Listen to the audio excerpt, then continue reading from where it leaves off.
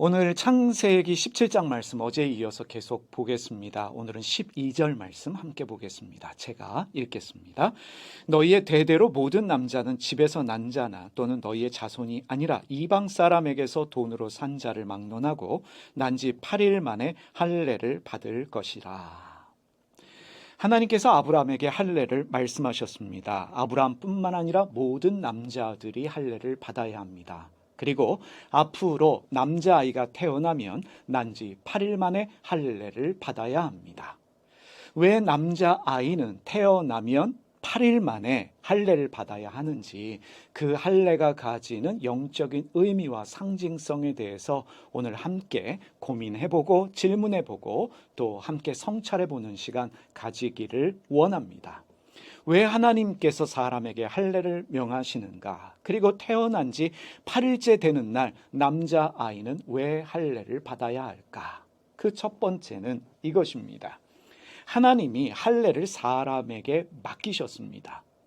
우리가 이렇게 이해할 수 있겠습니다. 하나님이 세상을 창조하셨습니다. 그래서 끝이 아닙니다. 지금도 세상은 끊임없이 창조되고 있습니다. 지속적인 창조를 인간에게 맡기셨습니다. 하나님이 밀을 만드셨습니다. 그래서 인간은 하나님이 만드신 밀을 가지고 빵을 만듭니다. 하나님이 주신 보리를 가지고 밥을 해 먹습니다. 이것이 하나님의 창조 행위에 동참하는 것입니다. 여러분, 인간의 문명은 강 주변에서 발생했습니다.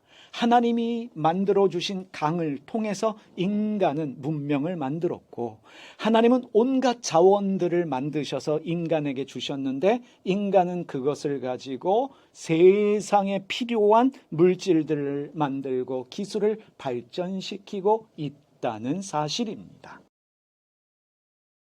여러분, 동일한 차원에서 사람을 이해해 보십시다. 하나님이 사람을 창조하셨습니다. 그것으로 끝이 아니라는 사실입니다. 우리가 하나님의 형상과 모양으로 창조되었지만 우리에게는 여전히 다듬어져야 될 부분들이 있습니다.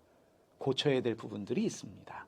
아이가 순수하게 태어나지만 아이에게도 다듬어야 할 부분이 있고 고쳐야 될 부분이 있습니다. 하나님이 세상을 창조하셨다라고 할 때 창조로 쓰여진 히브리어 단어가 바라입니다.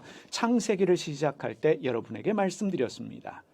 히브리어 바라가 어떤 뜻입니까? 조각가가 조각 작품을 만들기 위해서 불필요한 부분들을 잘라내는 그 행위, 다듬는 그 행위가 바로 창조로 번역되어지는 바라입니다.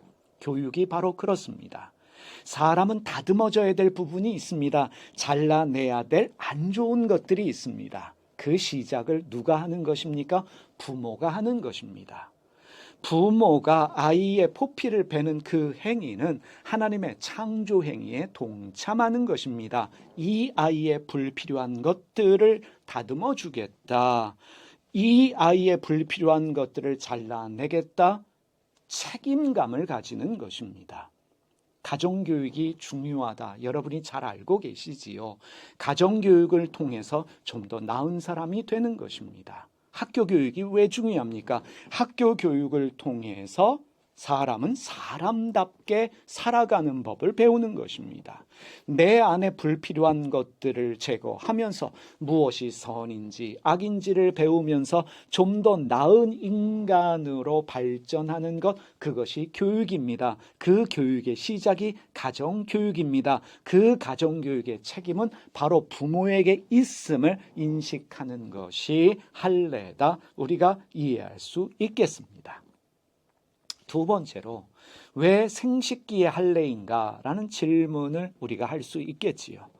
태어난 지 8일째 되는 남자아이는 생식기의 할례를 받게 되는데, 할례가 무엇입니까? 하나님의 언약을 몸에 새기는 거룩한 행위이다, 의식이다 이해할 수 있습니다. 이렇게도 말할 수 있습니다. 하나님의 거룩함을 몸에 새기는 행위가 바로 할례입니다. 하나님이 사람을 흙으로 만드셨습니다.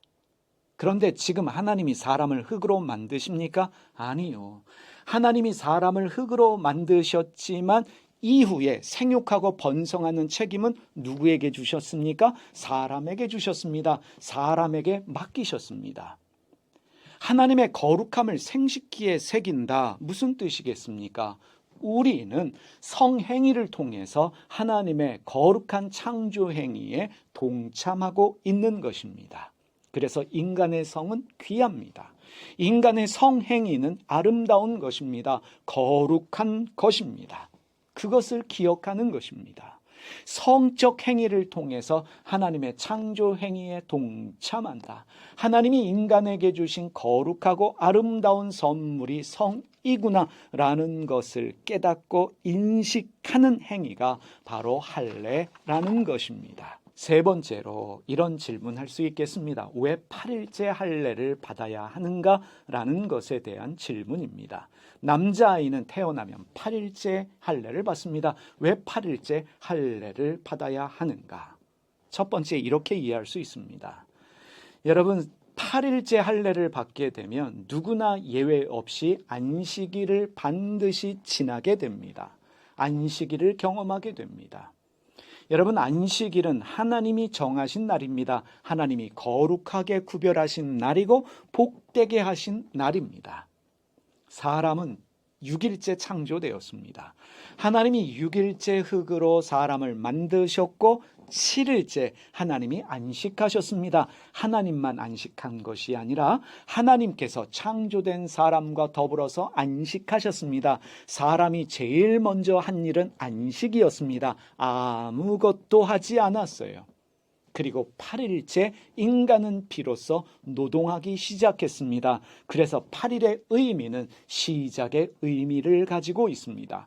비로소 시작했기 때문에, 노동을 시작했기 때문에 시작이라는 의미가 있고, 그래서 8일째 할례를 받는다, 우리가 이해할 수도 있겠습니다. 두 번째는요, 왜 8일째인가? 사실 레위기에도 보면은 동물을 제사로 바칠 때 규정이 있습니다. 태어난 지 8일째 되어야 그 동물을 하나님께 제물로 바칠 수 있습니다. 또 남자아이를 낳게 되면 여자는 7일 동안 부정하게 됩니다. 8일째 거룩하여집니다. 7일 동안 부정하다는 것은 7일 동안 부부관계를 할 수 없다는 것입니다. 거룩의 차원으로 8일째를 이해할 수도 있습니다. 마지막 세 번째로 8이 가지는 의미와 상징성에 대해서 살펴볼 필요가 있습니다. 히브리어에서 8은 어떤 의미가 있을까? 숫자 7은 자연적인 숫자입니다. 이성적인 숫자입니다. 반면에 8은 초이성적이며 초자연적인 신비의 숫자가 8입니다. 그래서 8일째 할례를 행한다 이해하는 분들도 있습니다. 어떤 유대교 랍비는 이렇게 말합니다. 할례를 왜 8일째 받는지 설명하기 어렵다. 진짜 이유는 모른다. 그러하기 때문에 할례는 신비한 것이고 초자연적인 것이며 초이성적인 것이다 말합니다. 우리가 이것이다 저것이다 분명하게 설명할 수 없지만 이 할례가 가진 영적인 의미와 신비가 있습니다. 그러나 가장 중요하게 깨닫는 것은 이것입니다. 할례가 우리에게 주는 영적인 의미는 바로 이것입니다. 하나님은 창조하신 세상을 인간에게 맡기심으로 말미암아 지속적인 창조를 행하고 계신다. 우리는 하나님의 동역자입니다. 그래서 우리는 하나님께 중요한 사람들입니다. 여러분, 할례만이 아닙니다. 우리의 일상의 행위가 하나님의 창조 행위에 동참하는 것입니다. 우리가 밥 먹는 것, 일하는 것, 공부하는 것, 돈 버는 것, 예배하는 것, 그 모든 것들이 하나님의 창조 행위에 동참하는 것임을 기억하십시오. 또 다른 할례라는 것을 기억하시면서 오늘도 우리에게 맡겨진 일 최선을 다해서 하시는 여러분과 제가 되기를 소원합니다. 기도드리겠습니다. 하나님 아버지, 할례가 하나님의 창조 행위에 동참함을 깨닫습니다. 신비한 일이요 초월적인 일임을 깨닫습니다. 하나님, 우리의 일상이 하나님의 창조 행위에 동참하는 또 다른 할례임을 기억하게 하여 주시옵소서. 우리 눈에는 일상적이고 자연적인 것들이지만 우리의 밥 먹는 것, 일하는 것, 공부하는 것, 돈 버는 모든 것들이 영적이며 초월적이며 신비로운 것들임을 깨닫게 하여 주시고 이 모든 것들이 하나님의 창조 행위에 동참하는 것임을 알고 매사에 최선을 다하는 저희 모두가 되게 하여 주시옵소서. 오늘도 우리에게 창조의 소명을 주신 주님의 뜻에 순종하며 감사와 기쁨으로 살아가는 날 되게 하여 주실 줄 믿습니다. 예수님의 이름으로 기도드립니다. 아멘. 하늘에 계신 우리 아버지가 어떤 분인지를 저희에게 보여주시옵소서. 세상을 바로잡아 주시고 아버지의 뜻이 하늘에서와 같이 땅에서도 이루어지게 하소서. 오늘 저희에게 일용할 양식을 주시고 저희에게 빚진 사람들의 빚을 탕감하여 준 것 같이 저희 빚을 탕감하여 주시옵소서. 저희를 유혹에 빠지지 않게 하시고 나쁜 일을 당하지 않게 하소서.